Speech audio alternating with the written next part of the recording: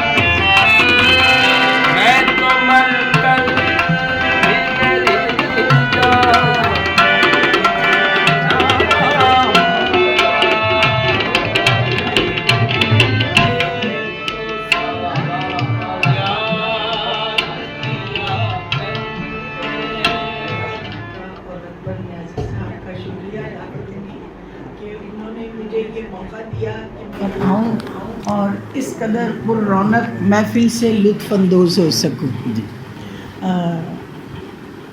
سر سے پیار ایک بڑی فطری سی چیز ہے، کہتے ہیں نا پیار نہیں ہے سر سے جس کو وہ مورکھ انسان نہیں۔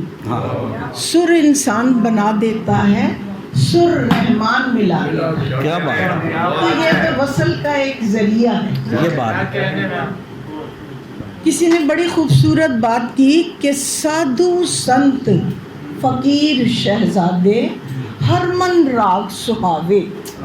سادھو سنت فقیر شہزادے ہر من راگ سہاوے، راگ سریلا پتھر دل بندیاں نو موم بناوے۔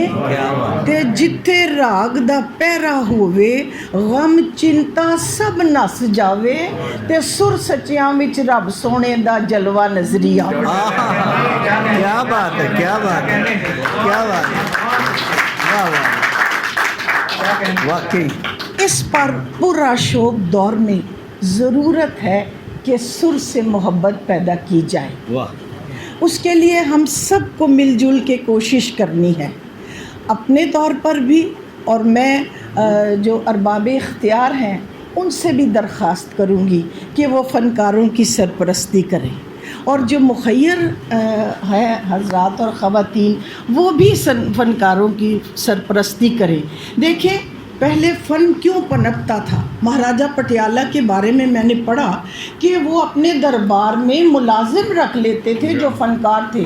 یہ استاد امانت علی خان اور استاد فتح علی خان کے جو والد تھے استاد اختر حسین خان، وہ ان کے مستقل دربار کے ملازم تھے. ان کو وظیفہ ملتا تھا اور ان کے گھر جس دن بچہ پیدا ہوتا تھا اس بچے کا بھی وظیفہ شروع ہو جاتا تھا کہ اسے فکر معاش سے آزاد کر دیا جائے. ایک بات. اور دوسری بات یہ کہ وہ فنکار کو عزت دیتے تھے.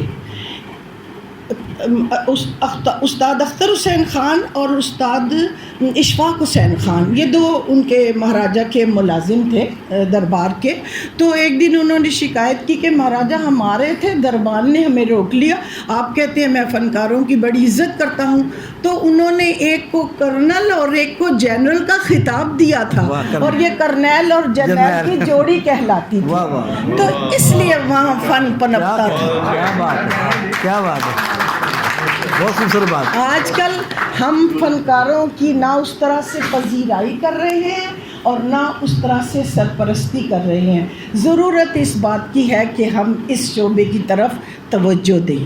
آج جتنے فنکاروں نے اس محفل میں حصہ لیا، یقین مانیے وہ اپنی جگہ پر اپنے اپنے طور پر ابھرتے ہوئے اور جگمگاتے ہوئے ستارے ہیں. سب نے اقدس ہاشمی صاحب کا ذکر کروں تو اتنے دھیمے سروں میں جیسے دریا کی لہریں نہیں ہیں اس طرح سے انہوں نے گایا. غلام علی بات کروں تو بڑے پرجوش اور والہانہ پن تھا ان کے گانے میں. اور اگر میں بات کروں لطیفی صاحب کی تو وہ ہمیں ماضی کے جھروکوں کی طرف انہوں نے ہمیں دھکیل دیا اور ہم ماضی میں چلے گئے. تو اور محمودہ کی بات کروں تو محمودہ نے ایک اور ہی دور کی یاد دلا دی. دیکھیں جتنی دیر یہ محفل سجی رہی ہم ہر طرح کی فکر سے آزاد تھے. تو بجائے اس کے کہ ہم اپنی زندگی کی سرگرمیوں کو منفی انداز میں جو ہے گزاریں اور منفی انداز اپنائیں، کیوں نہ مثبت سوچ کے ساتھ سر اور سنگیت کے ساتھ اپنا رشتہ جوڑے اور اپنا ایک سافٹنس جو جس کی ضرورت ہے اس وقت اپنے ملک کو بھی، سوسائٹی کو بھی، اور پوری دنیا میں پاکستان کا جو ایک سافٹ امیج ہے وہ بنانے کی ضرورت ہے. ہم اس پر توجہ دیں. میں آپ کی بے حد شکر گزار ہوں کہ آپ نے یہ محفل سجائی. خوش رہیے، جیتے رہیے اور ایسی محفلیں سجاتے رہیے. کیا کہنا. یہ میڈم تحریم ظفر صاحبہ ہماری صدارت کر رہی تھی آج کے اس محفل کی. آپ سب کا بہت شکریہ. بہت شاندار محفل رہی. انشاءاللہ ملتے ہیں پھر دوبارہ سے. شکریہ. السلام علیکم.